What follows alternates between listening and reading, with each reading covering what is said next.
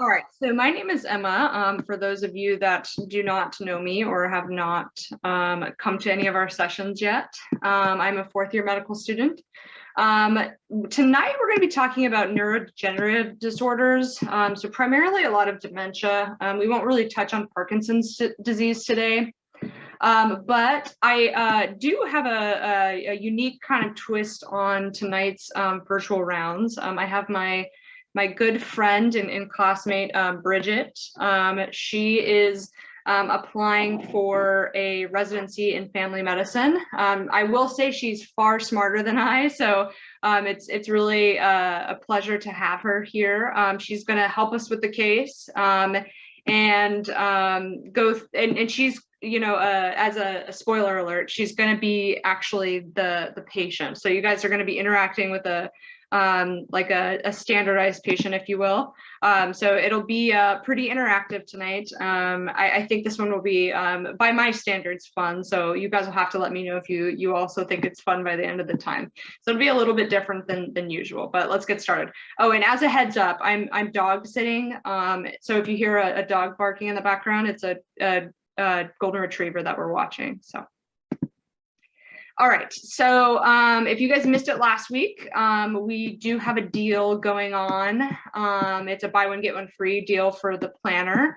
I mentioned this last week as well, but something I thought was kind of cool is the planner actually is not dated. So you can buy one now and use it, you know, in January, and then use the other one later if you wanted to. So there's that. So you can, and you guys have access to my slides through that link. There's the link with the SOAP note and everything that you'll need. In that is my slides, so you can click on that to get to that deal if you want to. Okay, so I do have a poll for you guys before we kind of get started, as always. So let me launch that, and I didn't change it. I meant to, or it didn't save. That should say how much do you know about Alzheimer's, dementia, neurodegenerative disorders.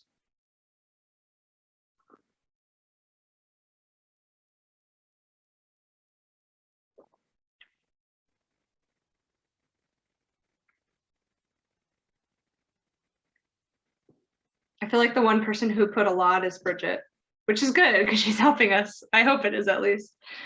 Otherwise, we might be in for trouble. All right, I'll give you guys a couple more seconds to answer here, and I'll show you the results. All right, so here's the results. It looks like the majority of you, 63% of you, said you know a little, which is fine. What we're gonna really do here is see if we can't kind of bump you up a level to you know some, or even if you know a lot. But my goal is to get nobody in the I know nothing category. So at least you guys have some exposure to this stuff. You know, before you go to medical school, before you're applying, you'll be steps further than I when I was applying to medical school. So let me stop sharing that. And so here is the case outline, or the session outline. What we're going to do, we're back to kind of our one case. So we're going to do one case. You're going to be talking to a patient. She's going to answer your questions. So you guys have to really work to find the history, to work things up, and to get towards the right diagnosis. No fear, I'll help you along the way. We'll kind of have a discussion about different case details, the differential diagnosis, as well as the assessment and plan. And then we'll kind of talk about the pathology behind it and kind of wrap up with that. As always, your guys' role, the SOAP note, I put that into the chat. Here it is if you guys missed it. That's the resources that you guys need. And throughout the session, feel free to actively participate. If you are confident enough, if you want, if you're not in your PJs, you can obviously turn on your camera and talk to our patient. Otherwise, you could throw things in the chat. That's okay too. If you just rolled out of bed for this, or you're in bed because it's late. Be sure to ask questions if you have them. I guarantee someone else has the same exact question. Don't be like me in school. I never asked any questions because it's like, I'm so dumb. I don't know anything. Everybody's going to think I'm dumb. That's not the case. I really want to cultivate a positive learning environment for you guys. So if you have questions, ask. And if, you know, something's not the right frame of mind, then I'll let you know how we can adjust that so you can get on the right track. Your first time, what exactly is a SOAP note? Great question. I'm gonna tell you on the next slide. I'm glad you asked. So here's the SOAP note. Basically what we're doing here, and this is kind of our format for writing notes in general on wards. Bridget can probably attest to this in family medicine. She probably writes her notes like this. I know in wards, we write like this all the time in the hospital. But basically SOAP is an acronym for a few kind of sections. So here's S for subjective, and what that kind of entails is the HPI in the ROS. So the HPI is the history of present illness. Basically, it's everything that the patient is telling you. So when you ask Bridget a bunch of questions about her history, all that stuff is going to go into the HPI. The ROS is going to be pertinent positives and negatives. So for instance, you know, if we're talking about somebody with abdominal pain, we might ask them if they have nausea, vomiting, and diarrhea. If it's positive, that's a pertinent positive. If it's negative, it's a pertinent negative. So it's things that's kind of related to the chief complaint. All right. Then O is for objective. Those are things that we find. So things like vital signs in the physical exam. And then finally, the assessment and plan. So assessment is kind of our differential diagnosis, the things that we're working up. And the plan is what we're going to do to treat or sort of mitigate those things. All right. So that's a brief kind of introduction to the SOAP note. I don't expect kind of, you know, very comprehensive, elaborate SOAP notes. Get as much information as you can. If something's missing, you may not know, add it in. You know, you could fabricate the story. I do go through your SOAP notes to see, you know, how you guys are doing and how you guys are doing as time progresses. So if you like put in the subjective, Emma sucks, I'll know that kind of stuff. So, you know, at least give it your best shot to kind of, you know, work on this and build the skill before you go into medical school. Okay. So usually this is about the time that I am reading a case to you, but I am going to turn it over to you guys to ask Bridget what questions you need to know. But I will be nice to you, and I'll be your scribe, and I'll write things as you kind of ask them. So ask them out loud, ask them in the chat, ask anything that's you know, pertinent to get it started. But I will start. I'll be nice to kind of get the history going. So I'll ask our patient. Hi, Bridget. Nice to see you. What brings you in today? Hey, Dr. Fensky. My son brought me in today. I think I'm just in here for a regular checkup. Okay. So, has anything kind of been out of the ordinary as far as, you know, or any concerns that you have personally? Yeah, I feel like I've been kind of forgetful lately, you know, just forgetting where I'm putting things. I'm finding myself having to write notes and then put them in my pocketbook, and then my pocketbook is full of notes, and it just becomes a big burden, and I feel bad. I don't want to be a burden on my son. So just being a little flight of mind a little bit. Okay, excellent. So now I'm going to turn it over to you guys. There's a little bit of a background of what's going on here with the history. But you guys go ahead, ask any questions that you want to know from either the son or from the patient herself.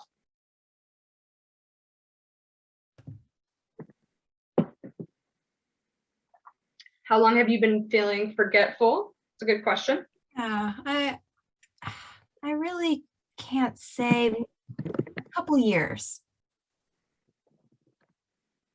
Ooh, pouring in. So it looks like the next question was more short-term memory loss. We'll leave that for her to answer.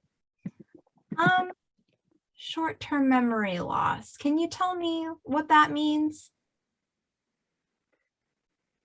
So in terms of family history, what questions do you want to know about family history? And any medications? Are you on any medications? Oh yes, I take whatever the doctor prescribes me. I have my torvastatin, and I have my vitamin D and calcium, and I have that pill for I'm taking an aspirin, but it's just a baby one. But my doctor told me I think it was you, Dr. Fensky, you told me I shouldn't be taking an aspirin anymore, but I still took it again. You might have to remind me if I should take it. Okay. That's it. All right. Sounds good. And someone else wants to know, are you sleeping regularly?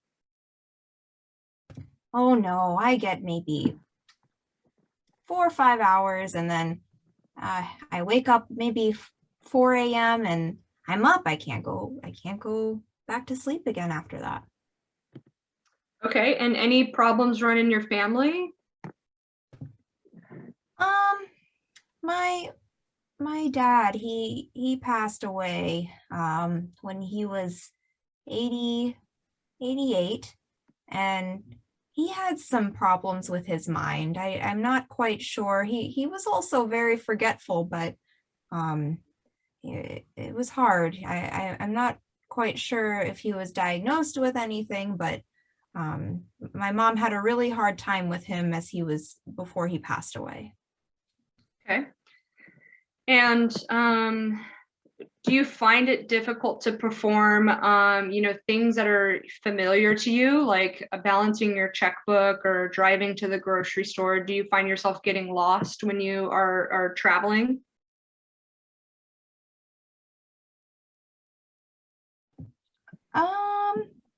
I just have my son drive me. Okay, that's probably a safe bet, and it's nice because then you don't have to drive yourself. I prefer that too. Do you find that you're having trouble recognizing your son or your other family members? No, I know my son. He's my baby boy. I wouldn't forget him. Okay, excellent. Good. Well, it sounds like he's concerned about you if he kind of brought you in and is concerned about your memory. And so for the son, have you noticed any changes in personality? Let's say yes, to the point where the patient just seems confused, not, in a way that is, aggressive or anything like that, but just is kind of confused at certain times. Good question. What other questions do you guys have for the patient? I put some additional history up for you. Do you know all the things that you need to know about her at this point?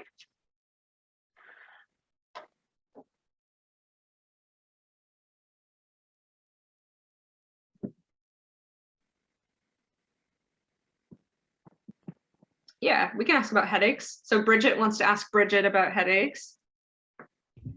No headaches. Okay, good, no headaches. And you haven't had any falls? You haven't bumped your head or anything like that? No, thank goodness. I take my calcium and vitamin D like Dr. Fensky said, and I really don't want to have a fall. That's Good. terrible. Yes, that's what we want to avoid. And I know we talked about before picking up all the rugs from your house and, preventing from tripping over the dog and things like that so you don't get hurt. So I'm glad about that.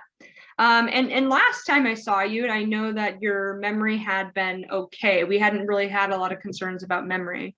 Do you find it difficult to do tasks in terms of brain power, whether it's reading or whether it's doing Sudoku puzzles or any of those things that require a little bit of brain power?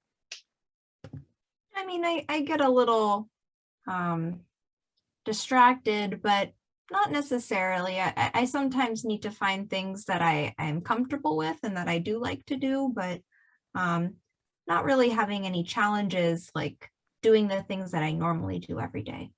Okay. And any recent diagnoses? No, not really. I've always had some high cholesterol and I guess I forgot my hypertension. I don't know. That one too, I guess. Okay. Everybody forgets that one. That's okay. So I have another question for you. It's going to seem kind of silly, but have you had any problems peeing or pooping? Have you found that you've urinated on yourself or pooped on yourself recently? Oh no. Mm-mm. Good. Okay. And you're still able to feed yourself, right? You don't need your son or anybody else to help feed you or do any other tasks around the house, dress you and things like that? No, I hope it doesn't get to that, but so far I'm so good. I've picked my favorite sweater from the 1980s. Oh, nice. It's a cute sweater and it's probably warm. I know you're in Maryland, so you're probably freezing. It dropped to 30 degrees here in Florida and I almost died. So, all right. Is it hard for you to communicate or write to people? Do you find that your handwriting is different or that you're having trouble finding words? Not necessarily trouble finding words. It's more trouble because I'm losing my train of thought. I'll have an idea and I'm starting to say it, but then all of a sudden I've forgotten what I wanted to say. Sure. Okay. Yeah, I know that that's hard when you lose your train of thought. You kind of search for words and stuff like that. Okay. Anybody else have any other questions for our patient before we move on? These are all really good questions, by the way. You guys are taking a very good history. Age of the patient, great. I'm glad you guys asked. Good. So what is your age, Mrs. Grew? I did not, a lady never says her age, but because you're my doctor, I am 65. Okay, she's 65. Excellent. How good is she at controlling her diabetes? Yeah, great question. That might be a question for me. Let's say that her last my diabetes as well. That diabetes is some scary stuff, but luckily I'm only on that big old horse pill you gave me. Good. All right, let's say her last A1C was I know Bridget's like staring at it. What is it going to be? Let's say her last A1C was 8.1. So she's not bad, not great. She doesn't need insulin, but maybe controlled by metformin and being religious taking that pill. So that's a great question because, she could have a high glycemic index, which is causing altered mental status. That's a great point. Anybody else? And great point, Sammy. She's a great actress. We always used to practice for our standardized patients, and I can never take her serious, but she is a great actress. Anybody else before we move on? All right, I take that as a no. Let's keep going. Oh, any allergies? No known drug allergies, no environmental allergies, no food allergies. Anybody else? All right, so here's a few questions to consider. We kind of covered this one, what questions should we ask before proceeding? But now I want to ask you guys, based off the history that you took, what differential diagnoses do you want to consider right now? So go ahead and think broadly. You can be as outrageous as you want to. This is your time to add anything in. Also, as a tip for the future, cancer is always a decent differential diagnosis for nearly everything because it can cause a lot of things. Good. So we said Alzheimer's. Excellent. Anything else? Yeah, dementia. Alzheimer's is a form of dementia. Good. Cancer. Yeah, nice, Sammy. Sammy's listening. And we can say specifically brain. So we could say this might be metastases causing this. Metastases. Is that right? That looks right. Metastases, or we could say it's a primary brain cancer, but less likely. That's a lot more rare. Most common cause of brain cancer is metastases.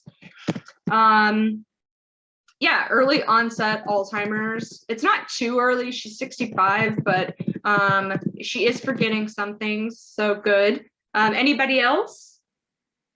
Any other things we want to consider here?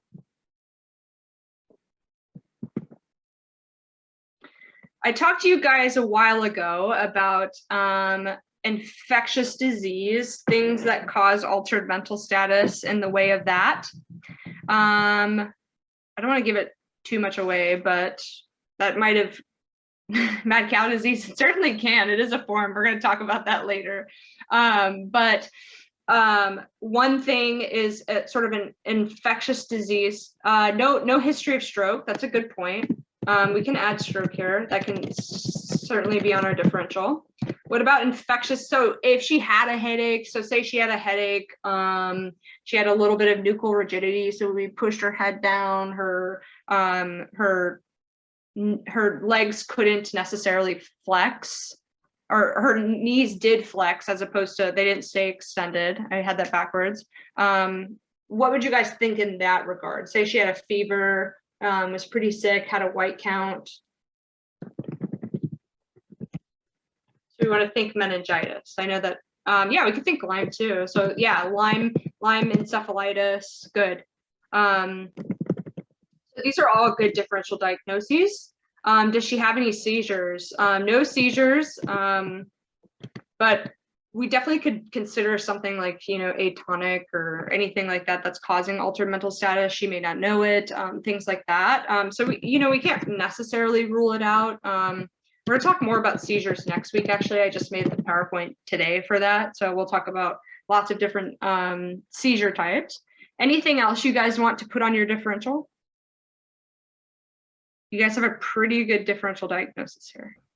I think, okay, I'm out of character, but I think it was really great that, in your review of systems, I think it's great to ask about bowel and bladder, because that can give you an indication of whether or not a patient's having something called normal pressure hydrocephalus, which can be, you can have dementia in that, where like the mnemonic for that is like wet, wobbly, and weird or wacky, where, we asked about falls as well. So if somebody was falling, if they were peeing themselves or they could never make it to the bathroom, and then they also were having dementia, that would be good differential diagnosis as well. So always keep an eye out for those review of systems, because that can give you a lot of clues as to where your differential diagnosis is going to go.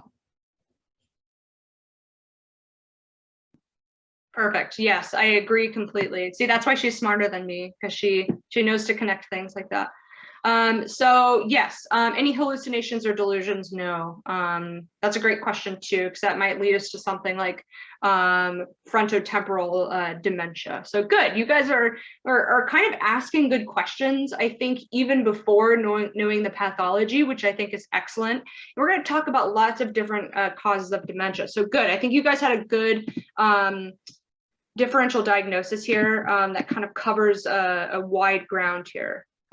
So now, what tests do you guys want based on our differential? So I left them up there. I know it's kind of covering up a little bit of it, but the reality of it is we can kind of discern which pathology it is from really one test. We're going to get a lot, obviously, to get the bigger picture, to make sure there's no metabolic derangements, to make sure that the CBC is normal, that there's no infectious etiology. We're obviously going to examine the patient, but what tests do we want to get?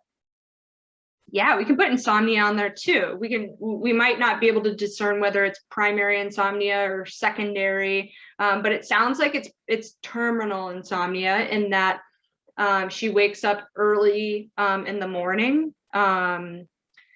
and she's unable to go back to sleep. So it sounds a lot like terminal insomnia. Good. So what tests do you guys want? Good. Yeah, Bridget says CT. Yeah, MRI might be beneficial too. I think you guys are absolutely right. Good. So good.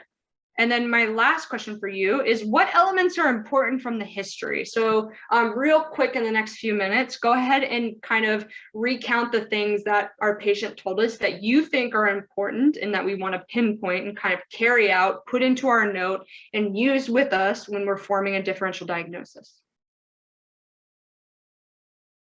Yeah, mother had Alzheimer's. Excellent. So there might be a genetic predisposition for something. Good. Anything else? Obviously, we want to put that she had a sweet sweater from the 1980s in our note too. And I joke, but I would like literally put something like that in my note. But Anybody I would else? be okay in a family medicine note, Emma, but I'm not sure internal medicine would want this type of There's stuff. everything in internal medicine. You can find everything. It's like 10 pages long. But yeah, that sounds like a family medicine note. That sounds like something you may put in your note. What else is important, guys? Think back to what she told you, what her kind of memory loss is surrounding. Good. So she has some insomnia. Good. Mother had Alzheimer's. Excellent. What else?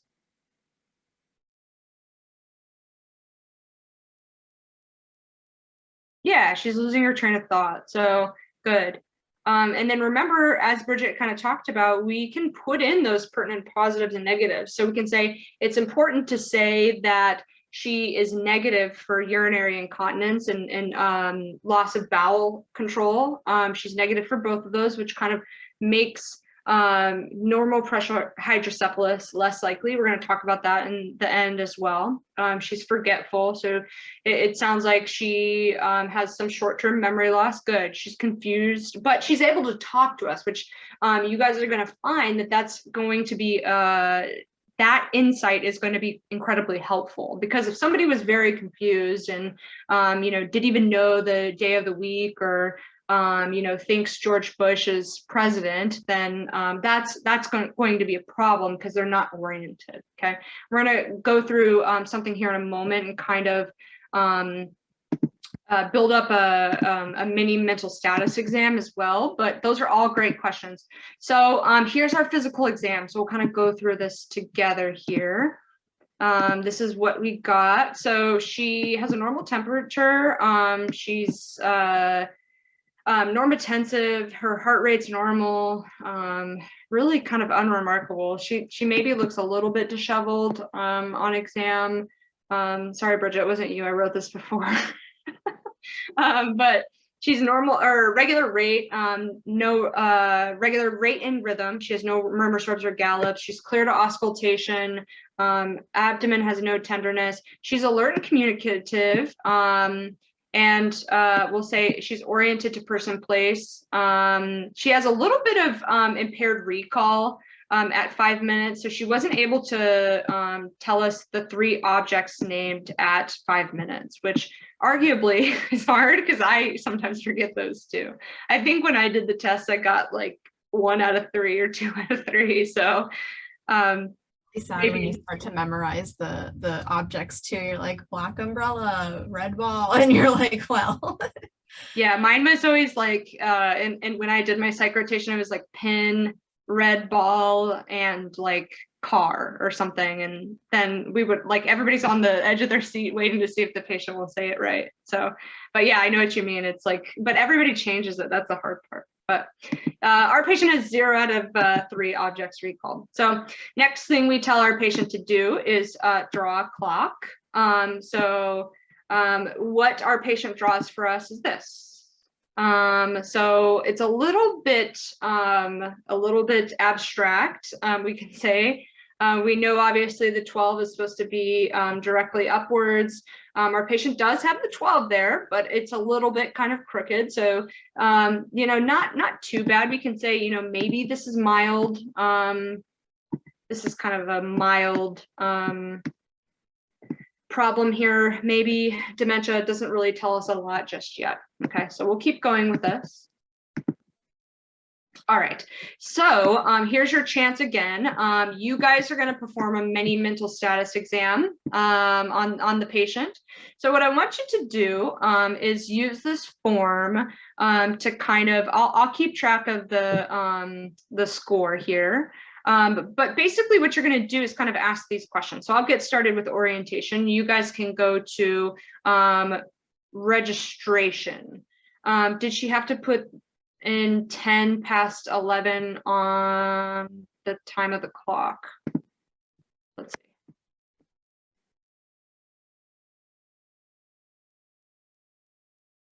I'm not sure of the question. Bridget, do you understand the question? I'm confused. It said, like, did I put 10 past 11 on the clock? It's because I didn't even put in the hands, because Okay. if you the I hands see. of the clock, that was also part of the exam. Oh, yes. Yeah. Good point. Excellent. I'm glad you're here. Okay. So next thing we're going to do. Yes. Yeah.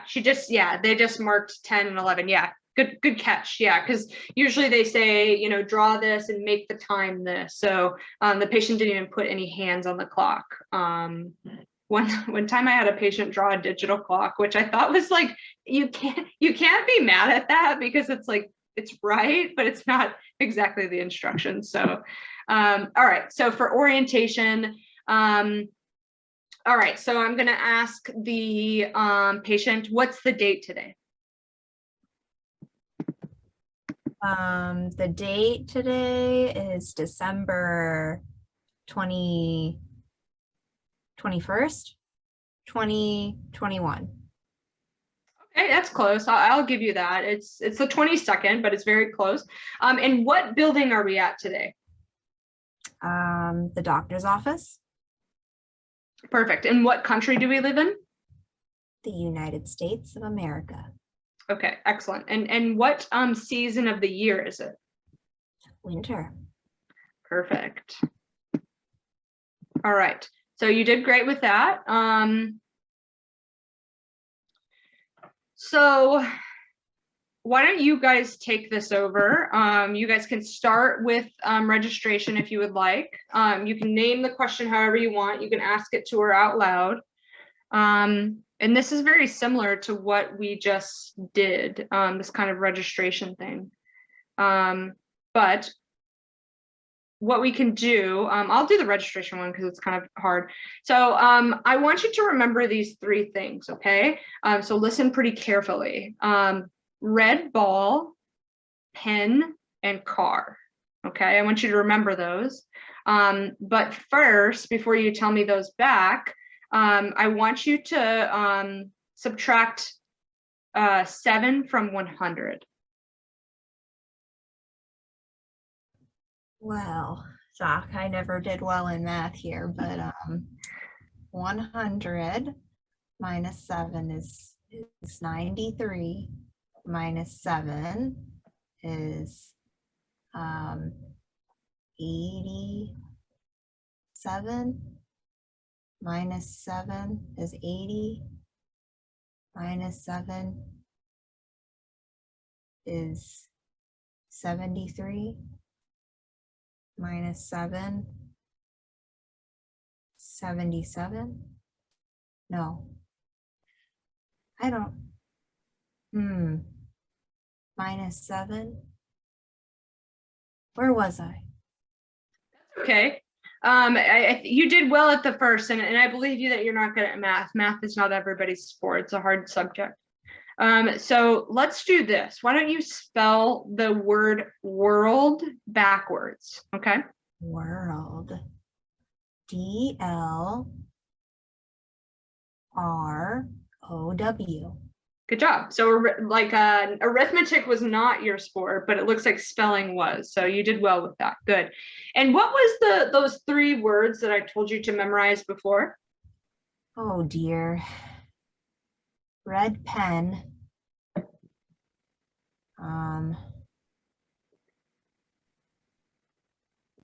Coat. And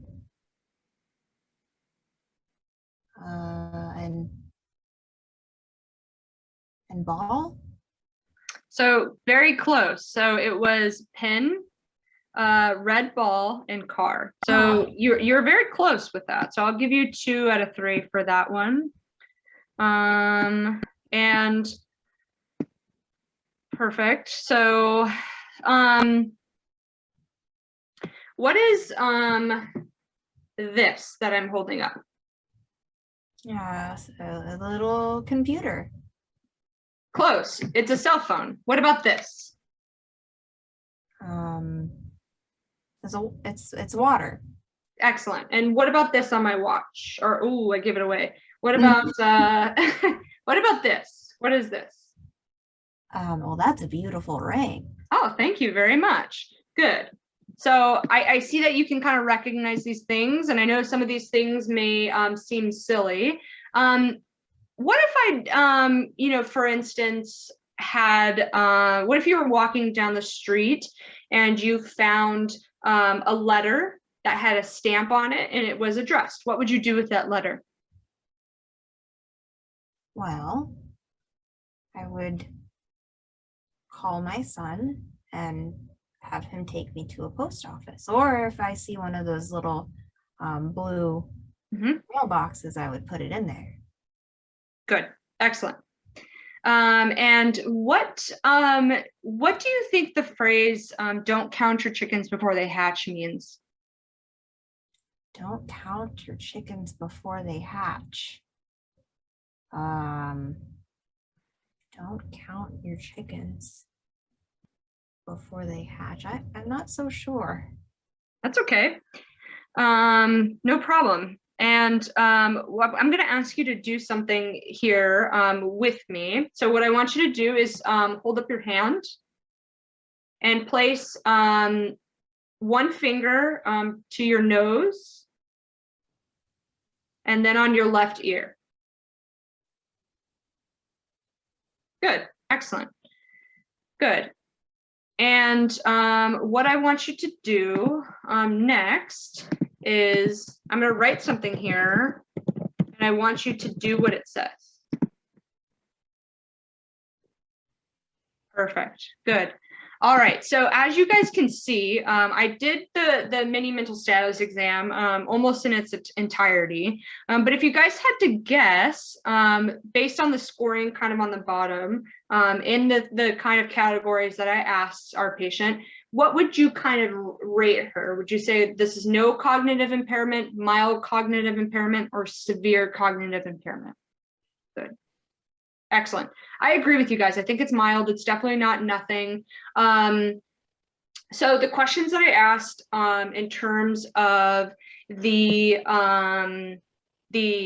letter and to kind of interpret the phrase "don't count your chickens before they hatch," they're not on the mini mental status exam. I was trained to do that when I was in psychiatry, primarily to judge for their judgment. Basically, I don't know if you did that too in psychiatry, Bridget, where you ask them those phrases to kind of interpret to see if if they are obviously alert and oriented, but if they're able to, how they kind of perceive things and their judgment at the time.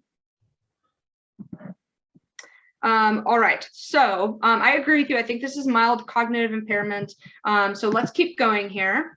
Here's the patient's labs, and they are stone cold normal. So what we're doing here basically with these labs is we're not diagnosing dementia off of the lab. So let's make that clear, okay? There's no lab that we can order that says this patient has dementia, okay? Unfortunately, we don't have that right now. But what we're doing here is we're making sure that there's no metabolic derangements that would point us in the direction of something that is a secondary cause of altered mental status, okay? So basically, for instance, if we looked at this patient's sodium and it was like 121, I would be panicked and I would say this patient is very hyponatremic and they're probably confused because of their hyponatremia. But obviously that's not the case for us. But I want to point out that we want to rule certain things out. We want to rule out problems with infection through the CBC. Anemia can cause confusion. Iron deficiency anemia can. Derangements in the different metabolites can.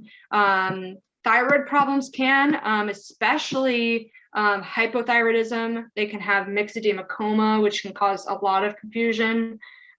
Even just a impairment of the thyroid where their hypothyroidism and their TSH is very high, this can still cause confusion.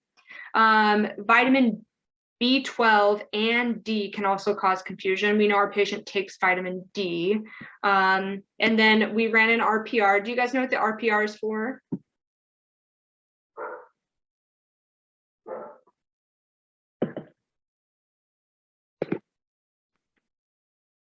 I know there's some wise soul out there that's in research and does bench work with it. Oh, I know you guys know. I think I talked about it in one lesson. But RPR is for syphilis. So basically, it's a test that is sensitive but not specific. So it doesn't really tell us a lot, but it's a good screening test, essentially. That's what the RPR is.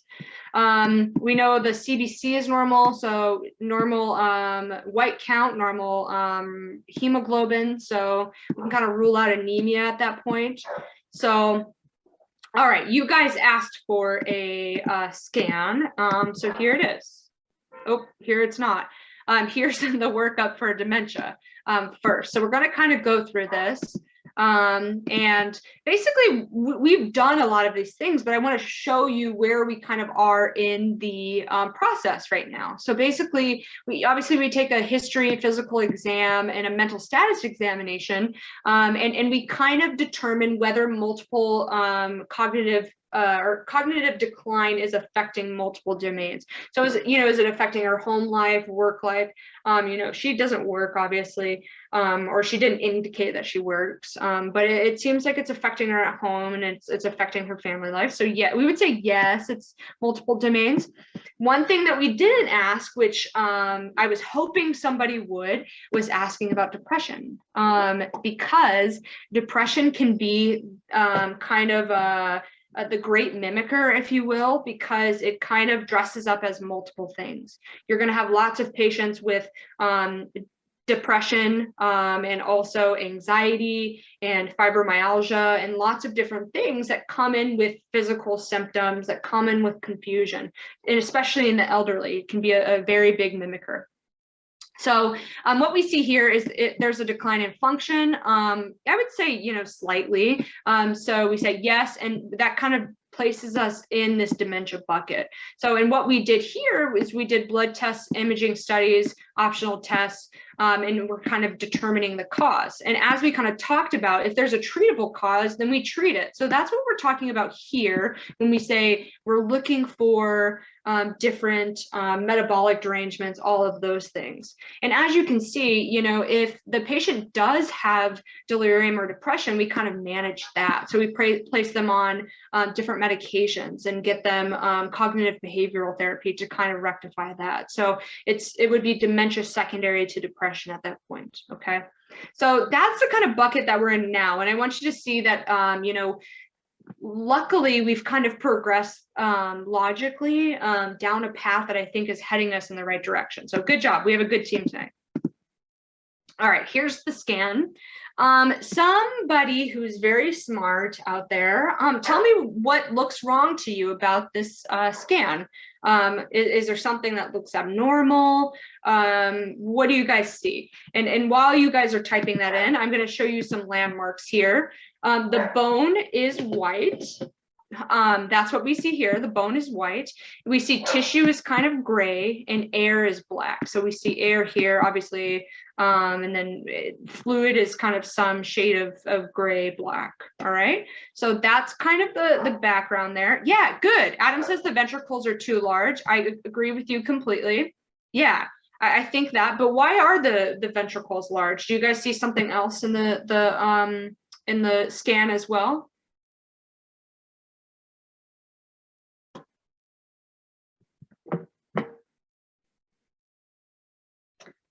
Good. The gyri appear large. Yeah, excellent. So you guys must have taken an anatomy class or a neuroanatomy class. And you're absolutely right, because what we're seeing here, the gyri look very large. You're right, because we're seeing atrophy, low white matter. Yeah, excellent, Adam. So Adam is on the money tonight. So he should be teaching this, not us. So there we see in the temporal lobe. So we see frontal up here for those of you that haven't taken neuroanatomy, or those of you that forgot because you're on vacation now. Here's temporal lobes. Oh, good. You tutored in biopsych. Perfect. Yeah, they always want you to know these things. Here's temporal lobe. We see occipital back here. But what we're seeing in the temporal lobes is this atrophy of the brain that's causing the ventricles to look abnormally large. So these might be normal size, actually, but because of the atrophy, they're looking abnormally large. So good. We see kind of temporal lobe atrophy, some that's kind of, back in this area as well. But the important part is we don't see a lot in the frontal area, and we're going to find out why that's important in a minute as well. And because we're smart, we looked at her chart and we're looking around and we say, okay, here's her previous CT in 2014. Okay, and it looks a lot different. So this was obviously nearly 17 years, or not 17, wow, I'm bad at math too, like our patient. So that was nearly 7 years ago that this scan was done. And we see, you know, pretty normal scan. Obviously, we see, you know, in the temporal lobes, we don't see that atrophy here. And we don't see the ventricles looking large. So she had a normal scan then. Now it's not looking so normal. Okay. All right, so here's a case detail. This is more academic than anything, usually because biopsies, you know, we don't get biopsies unless the patient is dead. So this would be more of an autopsy biopsy than anything. But we're seeing kind of these neurofibrillary tangles here. That's what these guys are. And you know, that's abnormal, kind of points us in the direction of one thing here, which, do you guys know what it is?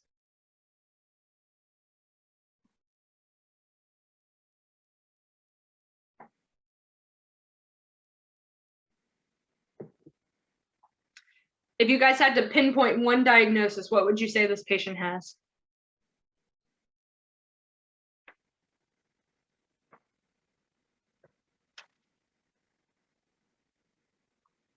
So they certainly are amyloid plaques. They can be amyloid plaques. That is, a lot of people have amyloid plaques as a result of a multitude of different things. But what do you think is the cause of her dementia?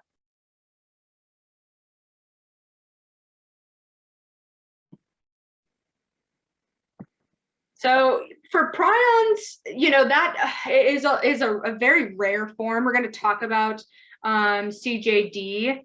Good. So the last two people, including Adam, good job. You guys are absolutely right.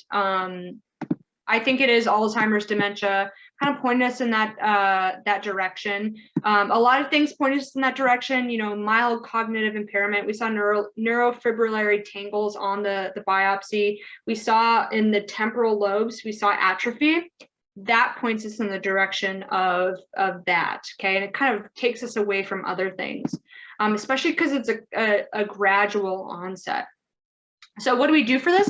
We prevent the disease progression. We can't stop it. We can't reverse it, but we kind of prevent it from getting worse, okay? So we might give something like a acetylcholinesterase inhibitor. So if you look at the bottom right-hand corner here, what we're doing here, because you guys know I like to memorize things to understand them, not necessarily just to say Alzheimer's, let's give this. If we understand the physiology behind it, it makes it easier to understand everything else, okay? So what we're doing here is, obviously, here's a presynaptic neuron. Acetylcholinesterase is exocytosed here outside into the synapse, and it is going to bind to the acetylcholinesterase or the acetylcholine receptor. After it's done its job and bound to the receptor, it needs to be recycled. It gets recycled. Acetylcholine gets recycled to choline, a choline backbone. So basically a cholesterol molecule, and then acetate. And that is done by acetylcholinesterase. So that's what the important thing is here. And that's what we're inhibiting is acetylcholinesterase. And so when we inhibit that, basically what we're allowing is more acetylcholine in the synapse, okay? And that helps with neurocognitive function. That's the whole premise of this. So that's a little bit of the background behind that, okay?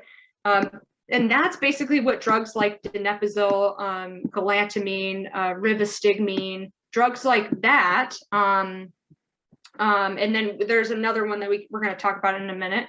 The way I remember it is grandma don't remember me. Those are the drugs for Alzheimer's. So it's galantamine, donepezil, rivastigmine, and then memantine. That's a NMDA receptor antagonist. We're going to talk about that mechanism in a second. All right. So back to the assessment and plan for this young woman. Here's memantine. We can also use that, as I kind of alluded to. That's an NMDA receptor antagonist. We're going to talk about that mechanism in a minute. And that basically just slows the decline. And through inhibiting NMDA, basically what we do is prevent glutamate from binding the receptor, and then correspondingly the release of calcium, which enhances neurocognitive function as well. All right, so that's a few things about that. Obviously, we're going to treat things that we can, such as depression, agitation, insomnia, hallucinations. We'll want to. She didn't have any of those really, except for the insomnia, so we might treat that to see if that might resolve some of her, some of her symptoms. Okay, so now, in terms of the pathology, and Bridget, if you ever have anything to say, definitely do. I think that you're probably better at neurology than I was. You did very well in neurology. But for Alzheimer's disease, basically what we're looking at here is kind of a dementia that's a gradual decline. And that's going to be important when we talk about other kinds of dementia. We see senile plaques, and then we see those neurofibrillary tangles and diffuse atrophy with enlarged ventricles. That's exactly what we saw. So good job pinpointing all that. You guys are on the right track there. How do we diagnose this? We can use a CT or MRI that's going to show us atrophy. We didn't get this, but the CSF will be normal. And then before that, in order to diagnose it, we want to rule out things that we can treat. So things like depression, hypothyroidism, B12 deficiency, and neurosyphilis. We had all those labs, those were negative. Okay. And then when we look over here, what we're seeing is, again, here's, and this is more, this is a different cut of the brain, obviously. And what we're seeing here is kind of atrophy that we're not necessarily seeing in this one. So we're seeing that temporal lobe atrophy.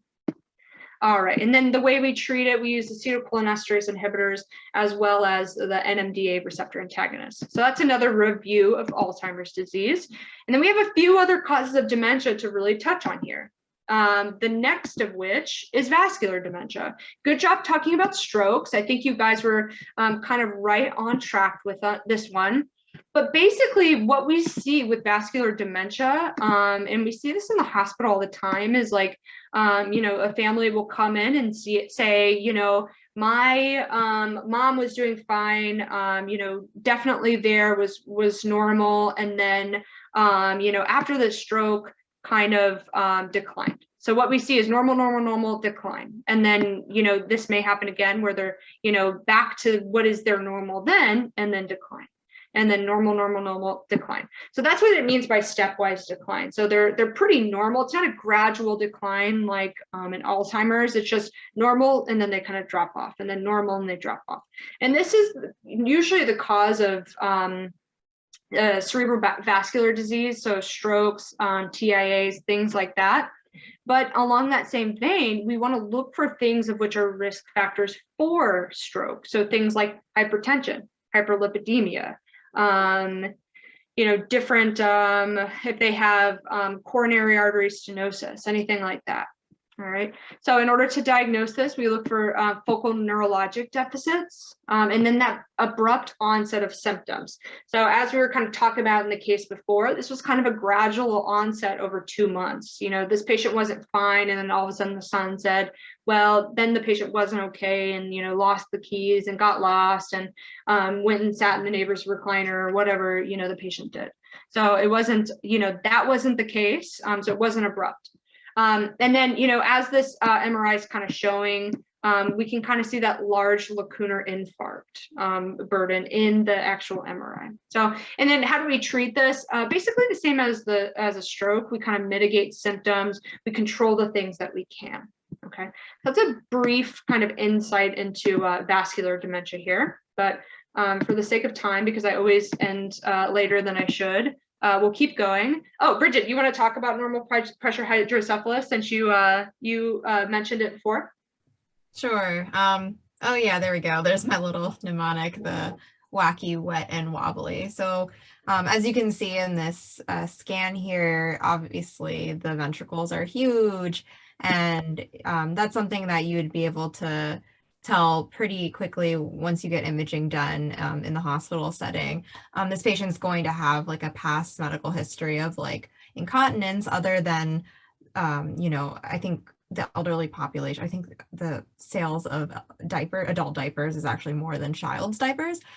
So you can't really just go on the urinary incontinence, but I think it's the combination of these symptoms. If the person is having like a strange gait, they're walking a little bit more abnormally, their family members saying like, hey, their mom keeps falling, she's like tripping over things, I've never seen her walk like this before.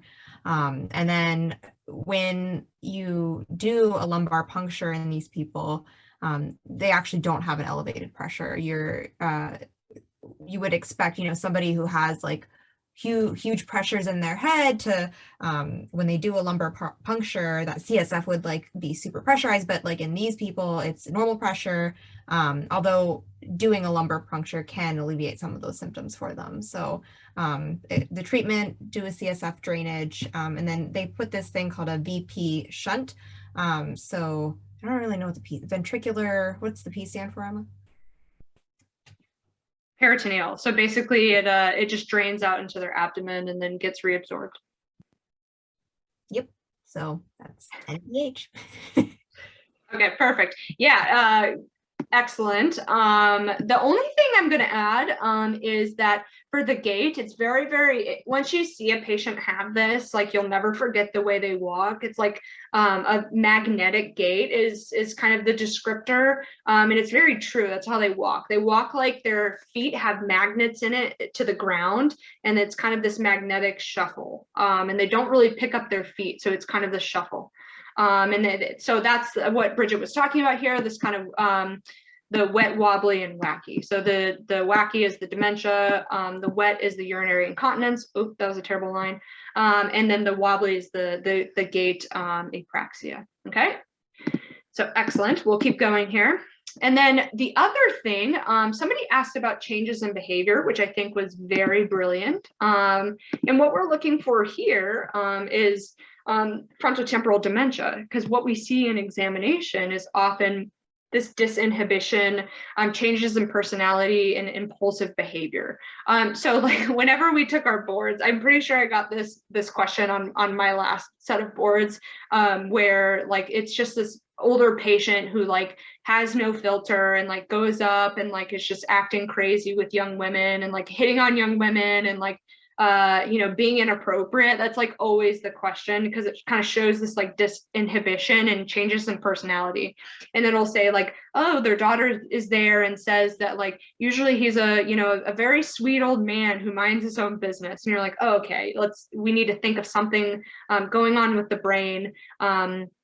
Maybe in the frontal lobe, and that's exactly what this is. It's frontotemporal dementia, so it's atrophy of the frontal and temporal lobes. And if we think back to our case, I told you it's important to discern whether there's atrophy in the frontal lobes because we want to make sure it's not this, okay? So what we see here on these scans is, we'll look at this one, for instance, because you can see it really well. I think that's T2 flare, if I'm not mistaken. I think this is T1, but don't quote me. Bridget, do you know which one is which on this MRI? I think it's yeah, I think this is T2, but I'm not entirely sure. Neither here nor there at this point. But here's the, so what we're looking for is atrophy in the frontal lobes as well as the temporal lobes. And that's exactly what we see here. And with these patients, we see, they're obviously like they had that disinhibition and that change in personality, which is different from those other things. So what we look for is obviously not the things that everybody has in common, but the things that set them apart. Okay, so that's really what I'm highlighting for you here. All right. I think I have two more slides here. Here's the other one. This is Lewy body dementia. This is an important one because we have to discern it from Parkinson's disease. So with this one, we're going to see those Parkinson's movement disorders where you see that cogwheel rigidity, that bradykinesia, that sort of rigidity, but also you see visual hallucinations. So whoever asked about visual hallucinations, excellent job. You guys were kind of ruling out this in and of itself. before you even knew it. So this one is basically Parkinson's disease plus, and the plus is the visual hallucinations and that kind of cognitive change. So with Lewy body dementia, usually the dementia comes with these Parkinson-like disease, whereas with Parkinson's, they get this movement disorder and then they may get the confusion later. So with Lewy body dementia, it's dementia first. We obviously see physical and cognitive symptoms, as I kind of talked about. And then this is usually a clinical diagnosis. We can't really, there's like the other causes of dementia, there's no way to really tell. But we rule out other causes of dementia. We can obviously do a scan, and the definitive diagnosis, unfortunately, is a biopsy on autopsy. So usually it's, we don't know for certain until the patient has passed away.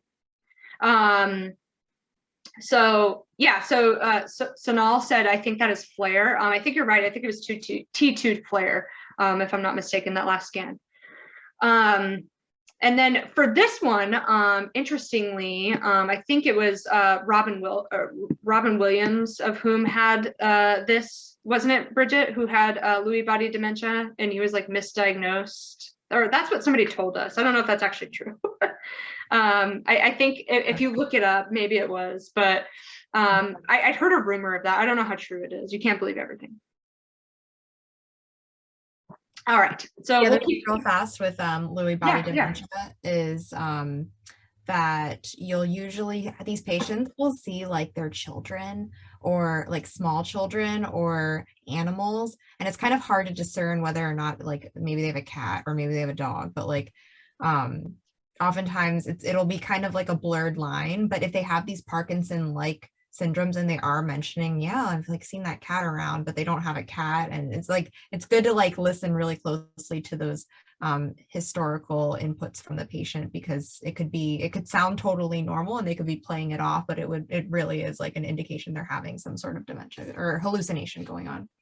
Yeah, that's a great point. I remember that from, I don't know what I remember that from, but it's like usually something that's like pretty common. Yeah, and that's what I've heard too. So you're not going to be like hallucinating to the point where you're getting like auditory and visual hallucinations like schizophrenia. It's something that's like pretty normal. Stephanie just put something into the chat. Looks interesting. I'm going to copy the link too. It sounds like it's a sad documentary about this that's on YouTube. I'm definitely going to watch that. So thanks, Stephanie, for that. And welcome, Stephanie. I think you showed up a little bit late. I was like, where's Stephanie? Okay. So here, for somebody that said mad cow disease, here you go. Here's the mad cow. Basically, what this is a prion disease, okay? And usually it's, what you're getting is this protease-resistant prion protein in the brain. And usually there's two forms, but what we see with it is they have this increased startle response. So they get startled really easily and kind of get these myoclonic jerks. They get that dementia. So that's the common theme of the evening. And in the CSF, we see the increased CSF 1433 and tau protein. And basically what the result of that is it's from the rapid destruction of neurons in the brain. Obviously, like the other ones, the definitive diagnosis is a biopsy or autopsy, but we can see this on EEG. We see these sharp wave complexes that are kind of characteristic for this. But basically, the other way this is very rare. So it's kind of, that red herring thing that obviously the boards likes to test on. But the two more common ways that you get it is either mad cow or from prions from organ transplantation. So you can get it in that regard, but it's really very rare in general, but it is a cause of dementia. So this is like kind of an umbrella thing, but I think this is my last slide, if I'm not mistaken. Okay, perfect. So I want to launch the poll again for you guys, so you can let me know your thoughts in terms of where you stand after not an hour and 8 minutes, more like 5. We started 3 after the hour. So go ahead and fill this out. And then in the meantime, if you want to log off, excellent. Thanks for coming. Thank you all for coming. And thank Bridget for coming. She did a great job. She's a very great patient. And I'm going to stick around. And if Bridget has time, she will likely stick around too and answer any questions that you guys have, whether that's about dementia, whether it's about anything else or medical school or my favorite type of coffee. I like those questions too. So if you guys have any questions at all, please let us know. And let me share these results for you. Also, Emma, I think your poll was about HIV/AIDS. Yeah, I know. I didn't change the thing from last week. Sometimes I do that. I admittedly, sometimes I don't change the thing on accident, but I thought I changed it this time, but apparently I didn't. So here it is. Nobody said they know nothing. I'm very humbled. Looks like 78% of you said you know some, which is excellent. I'm very glad about that. So I'm going to stop sharing this. If you guys have any questions, let me know. I'm gonna stick around for a little while, and we will answer any questions you guys have. If we don't hear from you, have a good holiday if you celebrate it. Eat lots of food and cookies and things, and hopefully you don't get cold.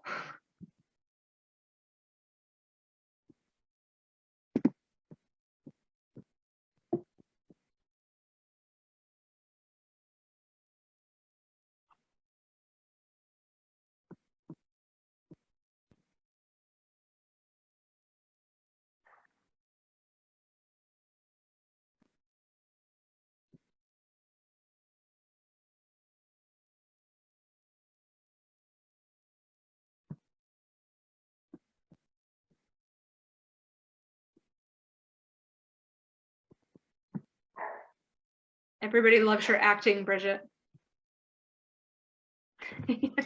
Thank you. I put a little extra, what is it, contour cream under my eyes to make me look like I had bags from my Way to go. I think I just have them naturally. Especially watching dogs. It ages me. How many, is this just the one dog? Okay. Yeah. A lot of doggos. That's right. Mine is downstairs sleeping. Because you have a good dog. My dogs are not like that. Actually, they're all sleeping right here. They're like literally right here. For a while, Bailey was parked like right here. She was like, are you recording? It was like she wanted to be in the recording. She just sat right here. I was like, oh, what a sweet dog. I anticipate she probably rested her chin on your knee or something for like. Yes, yeah, that's a Bailey move. For a while, I was doing this in the office, and my desk is like in front of their bunk beds, and then they'll jump on top of the bunk beds during the calls and stuff. And I'm like, oh Lord. So they'll be like on the bunk bed, like behind me. Is this your spot that you interview at? Yeah, it is. Nice. But obviously it's not like nighttime. Because I have to be up here now because my internet's like horrible. So if I'm anywhere else in the house, which I'm sure everybody on the call can attest to, I've had like those nights where the internet lags and they're like, we can't hear you. So I'm parked right in my interview spot for now. Nice. Any questions for you guys out there? Yeah, any questions at all, happy to answer them, whether they be about medical school, family medicine, medicine in general, work, school, life balance, I don't know.